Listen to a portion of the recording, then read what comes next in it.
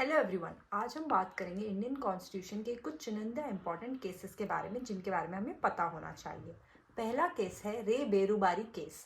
इस केस में क्या कहा गया? इस केस में कहा गया कि preamble is not the part of the constitution, इसलिए प्रीएम्बल के पास कोई भी सब्सटेंटिव पावर नहीं है।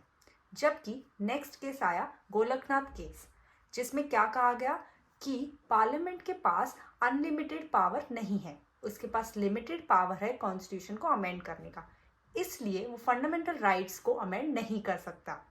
इसमें सबसे बड़ा सवाल उठाता है can fundamental rights be amended, जिसके लिए कहा गया कि फंडामेंटल राइट्स को गोलकनाथ केस में कहा गया कि वो अमेंड नहीं कर सकते। थर्ड केस आया केशवानंद भारती केस, जो कि बहुत ही इंपॉर्टेंट केस माना जाता है पूरे इंडियन कॉन्स्टिट्यूशन के लिए। क्यों?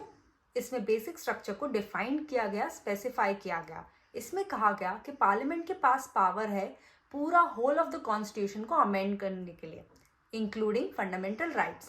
बट कहा गया कि ये अमेंडमेंट बेसिक स्ट्रक्चर को टच नहीं करना चाहिए। जो भी अमेंडमेंट करी जाएगी वो बेसिक स्ट्रक्चर को अमेंड नहीं कर सकती। ठीक है। फोर्थ केस था most important case, Minerva Mills case. इसमें क्या कहा गया? इसमें कहा गया कि फंडामेंटल राइट्स और डीपीएसपी के बीच में एक रिलेशनशिप एस्टैब्लिश करी गई है।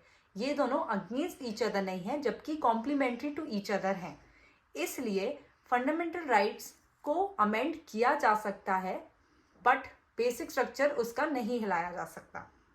तो ये था most important cases of Indian constitution. और भी ऐसी वीडियोस के लिए please subscribe my channel law सीखो।